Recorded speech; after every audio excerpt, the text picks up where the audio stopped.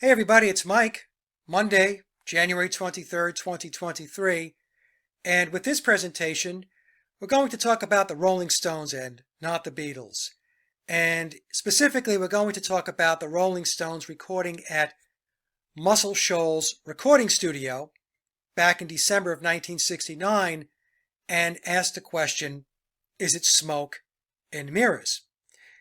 In Memoirs, it tells us that the Rolling Stones were also a construct of Tavistock.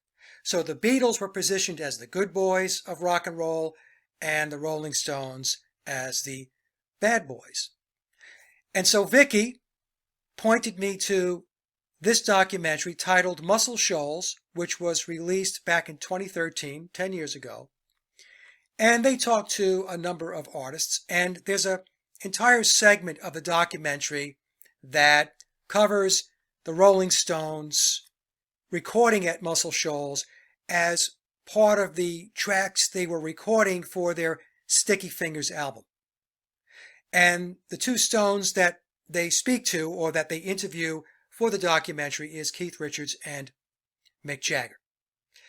And so we can look at Muscle Shoals as a parallel to what the Wrecking Crew was doing. It's the same exact model.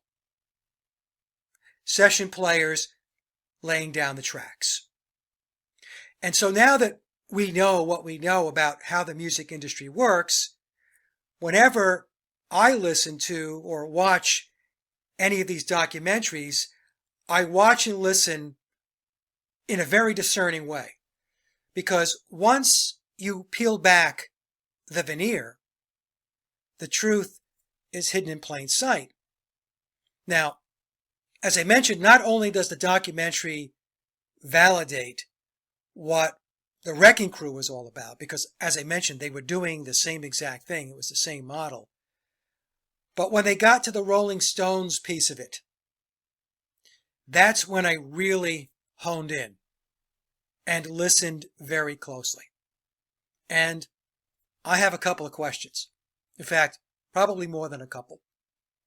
So what I'm going to do is to take you through some background slides. So if you're not familiar with Muscle Shoals, you'll have an idea of what it's about. And then what I'm going to do is play the clip of the Rolling Stones that's in the documentary. And when I do this, I'm not going to say anything. I'm just going to play the clip.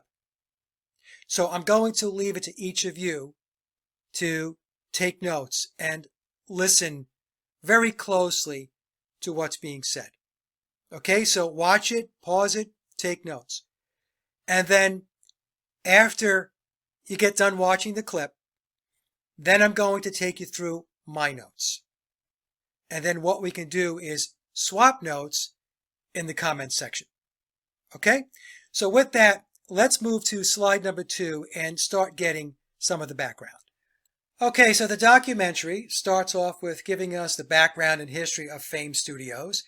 And Fame Studios is located in Muscle Shoals, Alabama, in the United States. Fame, which is an acronym for Florence, Alabama Music Enterprises, is a recording studio located at 603 East Avalon Avenue in Muscle Shoals, Alabama, an area of northern Alabama known as the Shoals. Fame has produced many hit records and was instrumental in what came to be known as the Muscle Shoals Sound. It was started in the 1950s by Rick Hall, known as the founder of Muscle Shoals Music. The studio, owned by Hall until his death in 2018, is still actively operating. The 2013 award-winning documentary Muscle Shoals features Rick Hall, the Muscle Shoals rhythm section, also called the Swampers, and focuses on the Muscle Shoals sound, which was originally popularized by Fame. By the mid-1960s, it had become a hotbed for pop musicians of various stripes, including the Rolling Stones, Otis Redding, Wilson Pickett, Clarence Carter, Solomon Burke, and others, according to the Los Angeles Times. The session musicians who worked at the studio became known as the Muscle Shoals Horns and the Muscle Shoals Rhythm Section. The rhythm section was also known as the Swampers. In 1969, just after Hall had signed a deal with Capitol Records, the 4 primary Muscle Shoals rhythm section members Barry Beckett, who played keyboards, Jimmy Johnson, who played guitar, Roger Hawkins, who played drums, and David Hood, who was the bassist, left to found a competing business, the Muscle Shoals Sound Studio. So let's move to slide number 3 and learn a little bit more about this competing studio, which is the one that recorded the Rolling Stones. Okay, so Muscle Shoals Sound Studio, founded by Barry Beckett, Roger Hawkins, Jimmy Johnson, and David Hood. These were the session players that were playing for Rick Hall at Fame Studios, and they left and founded their own recording studio. Muscle Shoals Sound Studio is an American recording studio in Sheffield, Alabama, formed in 1969 by 4 session musicians known as the Muscle Shoals Rhythm Section. The Muscle Shoals Rhythm Section partnered with Jerry Wexler, who provided startup funding. Now, Jerry Wexler was a big-time producer, and he was very dominant in the music industry from the 1950s through the 1980s. Beckett, Hawkins, Johnson, and Hood left nearby Fame Studios in Muscle Shoals to create their own recording facility. The 4 founders of the studio, Beckett, Hawkins, Johnson, and Hood, were session musicians at Rick Hall's Fame Studios. They were officially known as the Muscle Shoals Rhythm Section, but widely referred to as the Swampers, who were recognized as having crafted the Muscle Shoals sound in conjunction with Hall. They attracted noted artists from across the United States and Great Britain. Over the years, artists who recorded at Muscle Shoals Sound Studio included the Rolling Stones, Aretha Franklin, Duane Allman, George Michael, Wilson Pickett, Willie Nelson, Leonard Skinner, Joe Cocker, Levon Helm, Paul Simon, Bob Seger, Rod Stewart, Tomiko Jones, Cher, and Cat Stevens. The Muscle Shoals Rhythm Section was the first group of musicians to own a studio and to eventually run their own publishing and production companies. They provided musical backing and arrangements for many recordings, including major hits by Wilson Pickett, Aretha Franklin, and the Staple Singers. A wide range of artists in popular music also recorded hit songs and complete albums at the studio. The Swampers had first worked together in 1967 and initially played sessions in New York and Nashville before doing so at Fame. Their initial successes in soul and R&B led to more mainstream rock and pop performers who began coming to record at Muscle Shoals Sound Studios, including the Rolling Stones, Duane Allman, Traffic, Bob Seger, Elton John, Boz Scaggs, Willie Nelson, Paul Simon, Bob Dylan, Dr. Hook, Elkie Brooks, Millie Jackson, Julian Lennon, and Glenn Frey. So you can see their clientele was pretty much an A-list of artists and performers. Okay, so let's go to the next slide and let me show you what these guys looked like back in the day. Okay, so here are the Swampers, and I'll bet for most people they don't look anything like you thought they were going to look. It's 1969, we're thinking long hair, beards, mustaches, 1969 rock and roll attire, but no, this is what they look like, and these guys were an awesome talent. And the folks that were behind the tracks that you're hearing on so many of these songs, just like with the Wrecking Crew. So we have Barry Beckett, who played keyboards, Roger Hawkins, drums, David Hood, who I think is the only one that's still alive, played bass, and Jimmy Johnson played guitars. And I would be remiss if I didn't call out that lyric in Leonard Skinner's song Sweet Home Alabama that says, now Muscle Shoals has got the Swampers, and they've been known to pick a song or two. Okay, so these 4 guys were the foundation behind so many songs that were coming out of Alabama. And so with that, let's now talk about the Rolling Stones showing up at Muscle Shoals Sound Studio.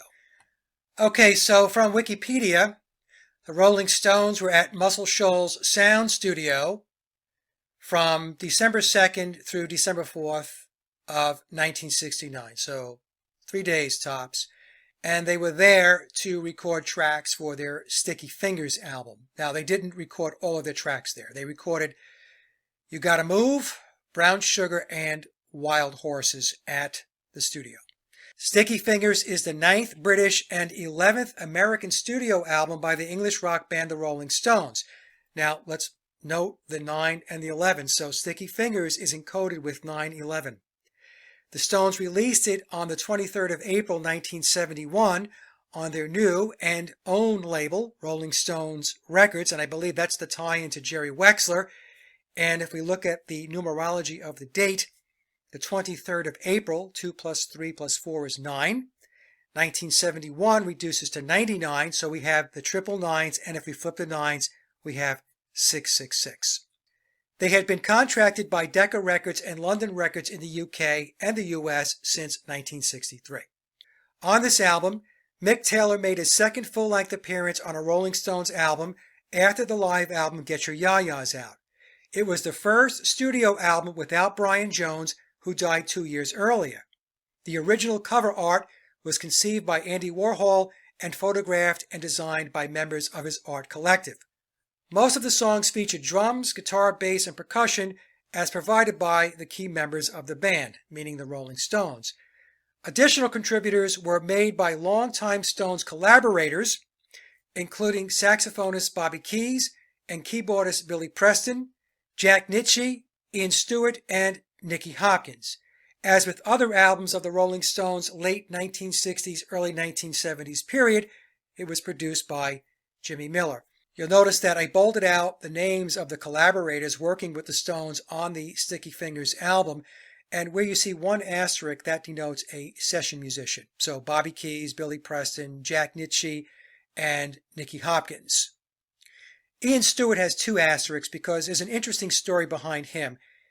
Ian Stewart was actually in the Stones lineup until May of 1963 when he was removed.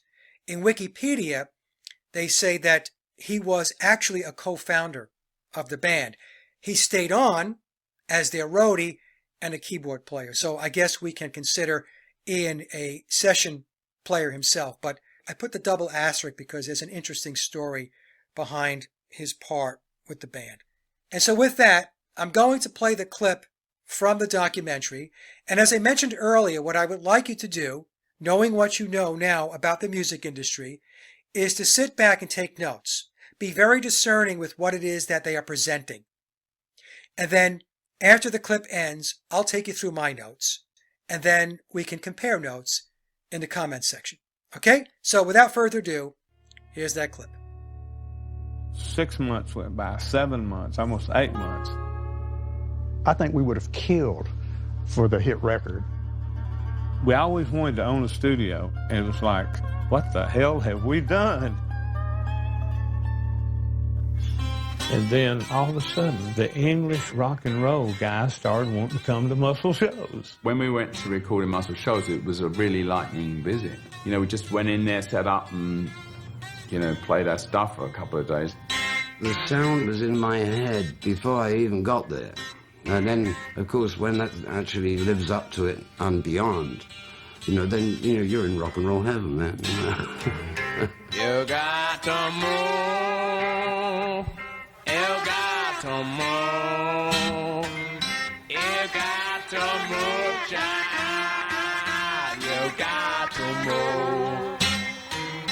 Oh, when the Lord get ready, you got to move. The first tune we did was a blues tune, You Got to Move.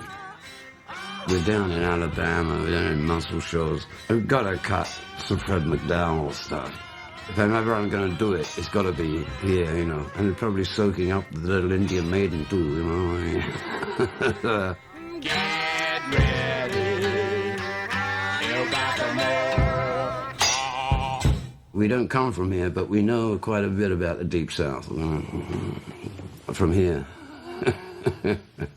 Their producer did not show.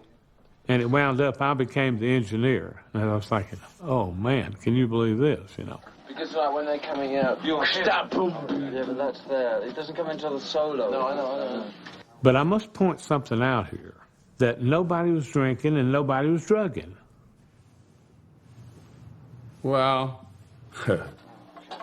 You got to move. I think we were drinking quite a lot. I'm sure there were lots of drinking and smoking marijuana and so on. Well, you know, I mean, it depends on the scale of what, you know, but... That was recording in those days. That was part of it. But otherwise, it was a lot of serious work as well. And once we knew the room was tuned to us and we were tuned to the room, then it became, you know, right, let's get as much down to here as we possibly can, you know. Keith had this tune, Wild Horses, but I don't think that was really finished. He had a chorus, but that was about it. So that was all written on the spot. It was just an idea, and it had to go to the bathroom for a little while, just to sort of figure it out. And then say, okay, I'm ready, back in, and then take, you know. Childhood living is easy to do. The things you wanted. Muscle Shoals Studio was in this rather interesting place. Being there does inspire you to do it slightly differently. Wild Horses is a sort of country song. And I remember we used Jim Dickinson. He played tack piano. A sin and a lie. I have my freedom, but I don't have much time.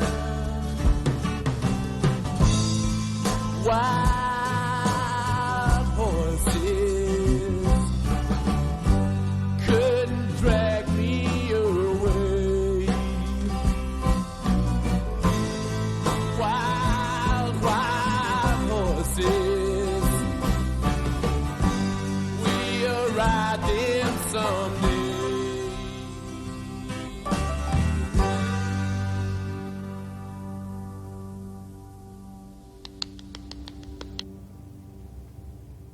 I thought it was one of the easiest and rockinest sessions that we'd ever done. I don't think we've been quite so prolific ever. I mean, we cut 3-4 tracks in 2 days, and that for the Stones is going some. We left on a high with Brown Sugar, man. You know? I mean, we knew we had, you know, one of the best things we'd ever done. The thing about Brown Sugar, it had this sound. It was quite distorted. It was really funky, you know. That was the whole idea of it. I always wanted to go back there and cut more, you know. Then shit happened, so we ended up in France in a basement doing Exile on Main Street there. But otherwise, Exile would have probably been cut in Muscle Shoals.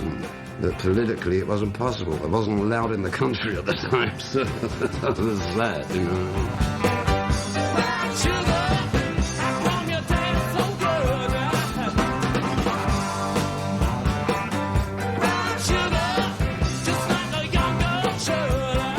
Those sessions were as vital to me as any I'd ever done. I mean, obviously, the stuff, the Beggar's Banquet and other stuff we did. Gimme Shoulder, the Street Fighting Man, and Jumping Jack Flash, you know. That I've always wondered that if we'd have cut them in Muscle Shoals, if they might not have been a little bit funkier. Okay, so I have 3 slides. 2 are my notes, and the third is a summary of my thoughts. So in the clip, we're told that the studio is struggling and it needs a hit record.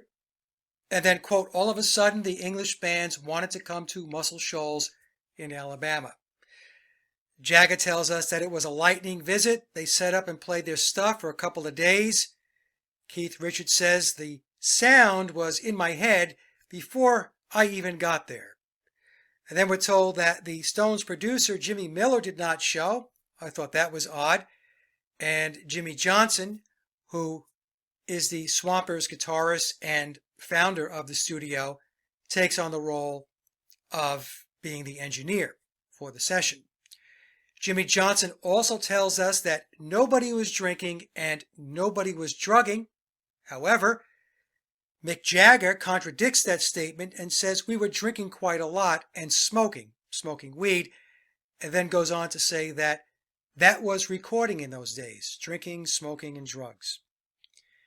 Keith Richards then says that the room was, quote, tuned to us and we were tuned to the room.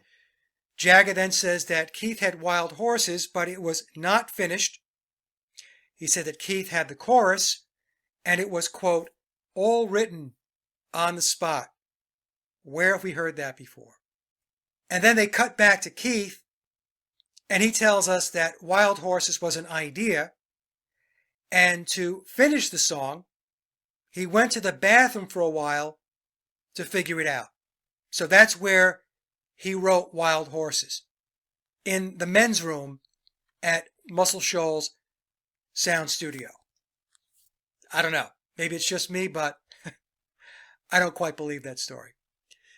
Let me go to slide 7 and page 2 of my notes. Jagger then says that the studio inspires you to do it, meaning write and record differently. And he also tells us that Jim Dickinson, who was a session player, played tack piano on Wild Horses. And then Keith tells us that it was one of the easiest and rockingest sessions we've ever done. And then Keith says something that I think is very telling. He said, I don't think we were ever quite so prolific ever. We cut 3 to 4 tracks in 2 days. And then he said, we left on a high with Brown Sugar. We knew it was one of the best things we've ever done. And then said, I always wanted to go back there, meaning back to Muscle Shoals Studio, to do more. I always wondered that if we had cut other recordings at Muscle Shoals, if they, meaning the other recordings, might not have been a little bit funkier. And my last note, not once were the Rolling Stones ever shown in the studio writing or recording the songs. We only get the words and the imagery. And where have we seen that before? And so with that, let me move to slide 8 and tie it together. Okay, so it's the next day. It's Tuesday, January 24th, 2023. I got caught up with errands and the such, and so I couldn't complete the video yesterday. But in any case, this is my wrap-up slide. This is where I'm trying to bring together my notes. And as I mentioned earlier in the presentation, hopefully you guys and gals took notes as well, and then we can compare our notes in the comment section. So, as I mentioned in the previous chart, not once during the documentary were the Rolling Stones ever shown in the studio writing or recording the songs. What we got were words and window dressing. And what I mean by window dressing is we have scenes of the Stones arriving and leaving and spending time in the engineer's booth, but we don't get any footage of them writing songs or laying down the recorded track. So there's no evidence that the Stones were writing and recording at the studio. And to make the story work, the viewer or the audience must assume that the Stones were in the studio writing and recording, meaning that the audience fills in the blanks. So this is what's done with official narratives. They lead you to a conclusion. But as they do this, there's real no hard evidence or proof. You just have to believe the story. So if somebody asks, well, where's the evidence and where's the proof? They say, well, I just told you what they did. Well, telling me something is not evidence or proof. And this goes on all the time. And then we have the comment from Jagger saying that it was a lightning trip to Muscle Shoals. It was 3 days. They arrived on December 2nd and they wrapped up on December 4th of 1969. And my take on it is to write and or record 3 songs. One of the songs, at least from scratch or pretty much from scratch, that would be Wild Horses. It doesn't seem feasible to me. We're also not told how much time they spent in the studio each day. Was it 8-hour days, 10-hour days, 12-hour days? 4 hours? We're not told. And then we have Keith Richards commenting that they were never so prolific as they were at Muscle Shoals. By him saying that, what that was telling me is that what they allegedly did at Muscle Shoals with those 3 songs was not the norm for the Rolling Stones. In other words, they pulled a rabbit out of the hat. And then we have the on-demand writing phenomenon. We see this all the time. We've seen it with the Beatles. We hear about it here in this documentary with the Rolling Stones. In fact, if you watch just about any rock documentary, you're going to get some semblance of that narrative. So, as an example, we're told that Wild Horses had just a chorus, and that was from Mick Jagger. Keith Richards said it was just an idea.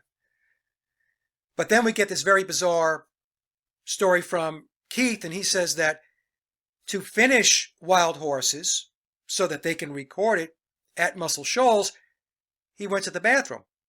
And that's where he worked on the song. And then Shazam.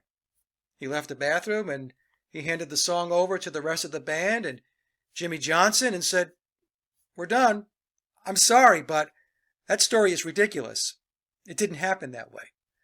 The songs could have been partially recorded before sending the tapes to Muscle Shoals for specific overdubs. For example, perhaps at Muscle Shoals, guitars needed to be added. Piano. We know that Mick Jagger told us on Wild Horses, Jim Dickinson, who was a studio player, did the piano work on that song. They could have been there to do the vocals, etc. I think the songs were already written and mostly recorded with the exception of overdubs. Again, keyboards, guitar work, and so on. And it's very possible that at Muscle Shoals, that's where Jagger could have put down the vocal tracks. But I do not buy the story that the 3 songs that were told that came out of Muscle Shoals were written, rehearsed, arranged, and recorded within that 3-day period of time, December 2nd through December 4th of 1969. There had to be at least partial work coming into Muscle Shoals to get those songs done within a 3-day period of time. That's my take. And then we're told that the Stones producer, Jimmy Miller, he doesn't show. He's missing in action. And I'm thinking, well, that's probably because he didn't have to. He was well aware of the competency and the reputation of the studio talent, and Jimmy Miller knew that what he was going to get back from Muscle Shoals was going to be top shelf, and then he would pick up the producing from there. Keith Richards' comment that the sound was in his head and the studio was, quote, tuned to us, well, I think that's because they knew what sound to expect from the Muscle Shoals studio. Or it could also be storytelling, embellishing to buff up the narrative. Then we have the conflict that had to do with whether they were drinking and doing drugs. Jimmy Johnson tells us that there was no drinking and drugging while they were working in the studio, while Jagger and Richards tell us that they did drink and smoke weed. So why the conflict? How is it that we have 2 different versions of the story when the 2 parties were both there at the same time? Well, either the Stones embellished the story for rock star image purposes, or it's because Jimmy Johnson's studio personnel were not under the influence while working on the songs, because they were at work. And when they worked, they didn't indulge. And drinking and drugs seldom, if ever, contribute to being prolific or efficient, especially when you have a 3-day studio gig. You've got to get in and get out, which means you have to be of clear mind. The mythos around rock and roll being all about alcohol, sex, and drugs is nothing more than a social engineering narrative. That's all it is. In fact, if you watch a lot of these rock documentaries that are out there, what happens is the artist or the musician, the performer, if they fall into substance abuse, drinking and drugs and so on, what they inevitably tell you during that documentary is if they stay on that path, it's the kiss of death. Many of these artists will say that they had to get themselves out of that ditch. They had to stop drinking, they had to stop doing drugs, because if they didn't, they knew that it was all over. And many will say that when they did that, when they got themselves cleaned up, that's when everything in their life got better, including the music, the creativity, the innovation. You can't do basically anything that's worth doing if you're doing it while you're inebriated or you're under the influence. It's not just music. It's anything. So it's important to remember that what the Controllers did, what Tavistock did, was to tie this alcohol, sex, and drugs mythology around rock and roll. And it was social engineering in order to acclimate the masses to getting into alcohol, sex, and drugs. Then we have Keith Richards stating that they were never so prolific, and I mentioned this before. And Keith wonders what other recordings would have sounded like if they were recorded at Muscle Shoals. And in my opinion, this is an unintentional clue that Keith Richards puts out there. He's talking about the quote, the feel of a song. That's really what he's talking about. But the feel of a song emanates from the musicians that are playing on the recording and the producer. It doesn't come from a building or a town, especially when you're there for 2 or 3 days. The reason other songs did not have the Muscle Shoals sound is because the other recordings did not have the Muscle Shoals lineup behind the recorded tracks. In other words, these other songs that Keith Richards was talking about didn't have the Muscle Shoals production. All songwriters and musicians have influences, and those influences shape our output. So when you're working on a song and you're recording a song, because those influences are hardwired into your thought process, a certain sound is generated. And that sound is reflecting the influences that have shaped your world as a songwriter and a musician. If you change up the personnel, in other words, you're using different band members, you have switched to a different producer, now what's happened is you have changed up the mix. And by changing up the mix, you're going to get a different sound or a different feel to the music. If the Rolling Stones were writing all of their own music and playing on all of their recorded tracks, then what you would see is consistency across all of the songs and the albums as far as the sound goes. Now, some folks might say, well, there is a consistency. There is a Stones sound.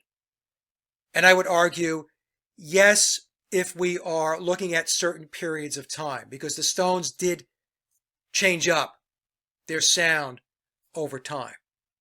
But addressing specifically what Keith Richards said, Keith said that songs after the Muscle Shoals sessions, after Sticky Fingers, didn't have that same feel. And the reason for that is because it wasn't the same mix of musicians and production that went into those songs. And Keith knows this. But whether his comment was made intentionally or unintentionally, it is a clue as to what is going on. I do have to say that the Stones are more open about working with studio players, something that the Beatles didn't touch. The only time we actually knew about studio players was when Billy Preston showed up for the Get Back sessions. And even then, he wasn't even referred to as a studio musician. He was a friend that came, and then we were getting stories about Billy Preston being the fifth Beatle because he played on the Let It Be album and so on. So the Beatles were very protective of trying to keep the Beatles as a unit, as these four brilliant genius songwriters and musicians, whereas the Rolling Stones were more open to divulging that they did have a supporting cast of characters. Okay, so I'm going to give them credit for that. So to wrap up my observations and my note-taking from watching the documentary, and specifically this segment about the Rolling Stones, I put them into the same category as the Beatles. They did not write all of their own music, and they weren't on all of the recorded tracks either. And I'm going to have to agree with what Memoirs tells us. Knowing what I know about the music and entertainment industry, the Rolling Stones were another engineered and manufactured band. As I mentioned earlier in the presentation, the Beatles were propped up as the good boys of rock and roll, and the Stones were the bad boys. And they played the role really, really well. Okay, so with that, let me finish up with my last slide. So I now have 3 documentaries that I highly recommend if you want to learn how the music industry really works. You know, I've talked about The Wrecking Crew, Hired Gun, and I've added Muscle Shoals to that list of recommended viewing. Muscle Shoals and The Wrecking Crew are really linked tightly together because it's the same story, except this one took place on the West Coast and the East Coast of the United States, and Muscle Shoals was doing the same exact thing in the South. So again, if you really want to understand how it works, how the music gets generated, then watch these 3 documentaries. And so with that, I'll wrap up. The comment section is open. You guys and gals have a great day, and we will talk soon.